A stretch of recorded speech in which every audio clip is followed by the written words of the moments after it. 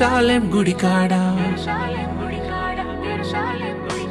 నువ్వు పోయే దారిలో యెరూషలేం గుడికాడ అచ్చం మల్లె పూల తోట యేసయ్య అచ్చం మల్లె పూల తోట యేసయ్య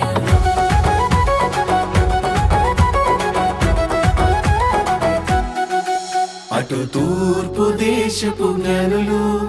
యెరూషలేమునకు చేరిరి అటు తూర్పు దేశపు